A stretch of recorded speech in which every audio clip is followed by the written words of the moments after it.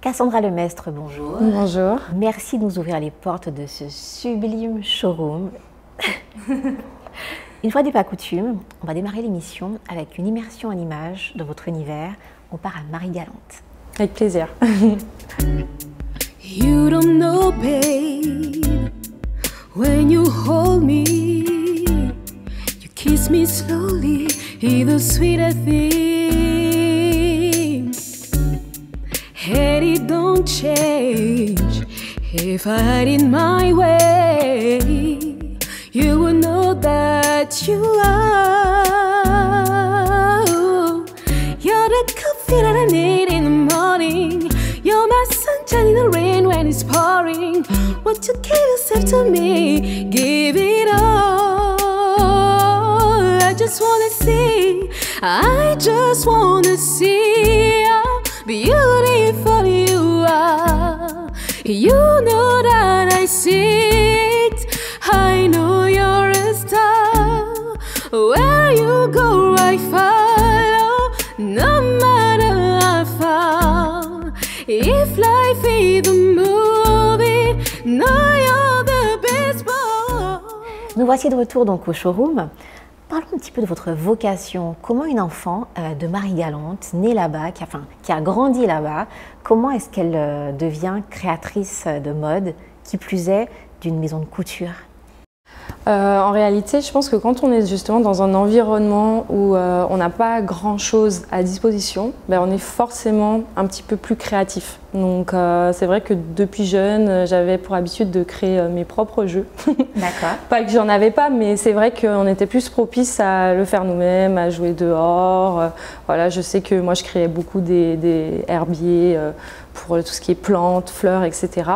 Et en fait, forcément, j'étais baignée dans un environnement plus créatif. Et c'est vrai que ma mère aussi est quelqu'un qui est assez créatif, donc elle m'a un petit peu poussée vers ça, tout simplement. Et depuis jeune, j'aimais énormément dessiner. Donc je voulais en faire mon métier. Hein. Vraiment, je pensais être une artiste. Voilà, je notais partout quand j'étais jeune que je voulais faire les beaux-arts. Donc c'était un peu un rêve. On m'avait dit que c'était l'école par excellence. Donc je me disais, bon, plus tard je ferai les beaux-arts, c'est réglé. Moi, je sais déjà ce que je veux faire plus tard. Voilà. Et en fait, c'est vrai qu'au fur et à mesure de la vie, je suis vraiment partie donc, effectivement vers les arts appliqués. Ça m'a toujours attirée. Mais je suis arrivée à un moment dans mes études où je me suis demandé dans quel design je voulais évoluer. Est-ce que ça allait être plus dans de l'espace, par exemple architecte? Est-ce que ça allait être plus dans du produit, création de produits, dans des films d'animation? Enfin, j'avais beaucoup de voies possibles. Et je me souviens que lors de cette année où je devais choisir, j'avais eu un projet textile qui m'avait vraiment beaucoup plu. Donc c'était très intéressant, mais sans penser que j'allais forcément partir dans le textile, vraiment. Voilà. Et en fait, ce qui m'a fait vraiment basculer, c'est me dire, j'aime toujours le dessin, est-ce que je pourrais pas imprimer mes dessins sur des vêtements ou faire des motifs, etc. Et voir un peu qu'est-ce que ça pourrait donner, puisque le fait de vouloir monter mon entreprise a toujours été ancré en moi. Donc j'avais déjà un petit peu cette idée-là en me disant, je vais partir de ça. Et en partant de ça, je me suis dit, mais du coup, ça touche le textile, donc il faut que je m'informe un peu sur le textile. Et j'ai commencé à faire des salons mode. Et c'est là où vraiment j'ai découvert le milieu de la mode. Et ça a flashé, hein. Franchement ça a flashé parce que en fait c'était pas en soi le vêtement qui était le flash, quoi. C'était vraiment le côté créatif, toute la création avant le vêtement qui me plaisait. C'est-à-dire voir tous les corps de métier qui sont tous ensemble en train de s'unir pour faire une pièce, tous les savoir-faire. Et ça, je trouvais ça vraiment magnifique. Et voir que ton dessin, donc quelque chose qui à plat passe à du 3 dimensions, du réel, je trouvais ça super. D'accord. Vos racines marie-galantaises inspirent vos créations, comme aujourd'hui d'ailleurs, je fais votre tenue. Dites-nous quelques mots sur les codes de la maison Lemestre. Alors au départ, c'est vrai que vraiment l'ADN Cassandra Lemestre, c'est du noir, du blanc et du métallisé. Donc c'était vraiment 3 teintes sur quoi je partais naturellement. Hein.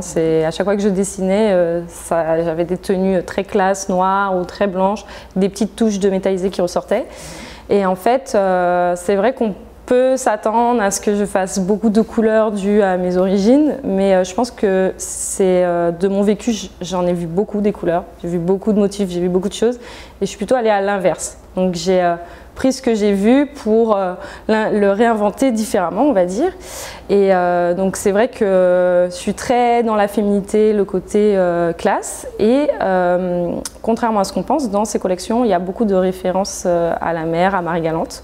Donc, que ce soit au niveau du choix des matières, puisque par exemple j'utilise énormément de crêpes, crêpes de soie, crêpes de polyester, crêpes de viscose, et le crêpe a cet aspect sableux, un peu grainé, qui fait tout de suite penser au sable.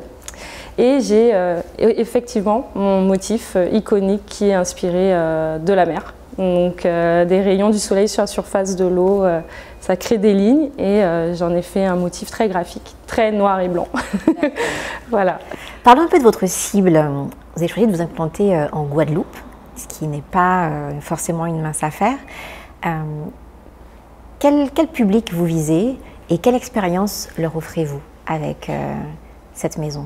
Alors je m'amuse à dire que je m'adresse à toutes les audacieuses. Puisque en fait je crée des pièces qui sont uniques, qui sortent vraiment de mon imagination, qui sont pensées pour être pas seulement jolies à l'extérieur mais aussi jolies en intérieur, bien montées, avec des très belles matières et qu'on va pas voir forcément partout. Et du coup l'idée c'est que mes clientes, quand elles viennent me voir, elles se sentent vraiment privilégiées. Donc je vais avoir une cliente qui va reconnaître mon savoir-faire, qui va avoir aussi envie de se démarquer et voilà, d'être mise en valeur. Donc c'est vraiment cette clientèle-là que je vais toucher. Et donc c'est une clientèle, on va dire, de rareté, mais qui sait reconnaître le savoir-faire. D'accord. Voilà. Et ce n'a pas été compliqué de faire un choix entre s'implanter en Guadeloupe ou dans l'Hexagone ou ailleurs d'ailleurs? Alors en fait, à la base, je n'avais jamais imaginé rentrer en Guadeloupe, puisque on sait tous que la mode, c'est pas un marché très développé en Guadeloupe. On n'est pas connu pour la mode, même si les Antillais adorent s'habiller. On n'est pas la haute couture française comme on voit à Paris. Mais il y a une réalité aussi, c'est que quand on est créateur et qu'on est en France, à Paris, etc., on est noyé. Complètement noyé, parce qu'on ne s'appelle pas Dior, on ne s'appelle pas Chanel, on n'a pas le budget communication de ces grosses maisons qui peuvent être affichées partout, dans tous les magazines, tout le temps. Et donc on est complètement sous l'eau et notre travail il est pas perçu, et même s'il plaît, il faut pouvoir se démarquer 2 fois plus. Quand je suis rentrée en Guadeloupe, je me suis dit mais c'est vrai que ma place en Guadeloupe, elle est assez confortable, si je puis dire. J'ai de la place, je peux facilement me développer, entre guillemets. Il y a une frustration qui existe en Guadeloupe sur le fait de trouver des belles pièces, de pouvoir s'habiller différemment. Je réponds à ce besoin, voilà, tout simplement. Très bien. Notre entrevue s'achève. Avant de se quitter, j'aimerais que vous nous parliez un petit peu des projets de la maison pour 2024. Ah. Alors, les projets de la maison, toujours continuer ce développement, pas à pas. On n'est pas dans quelque chose qui se fait en masse, on prend notre temps. Après, j'ai des projets de développement aussi sur les autres îles, mais je ne sais pas encore si ça arrivera en 2024 ou pas, parce que je veux vraiment faire les choses petit à petit et bien, et puis gérer mes roulements, ma venue en Guadeloupe, ma clientèle. L'idée, c'est pas de perdre la qualité avec la quantité. Donc voilà, chaque chose en son temps. Très bien. Félicitations et merci encore. Merci beaucoup, Joëlle.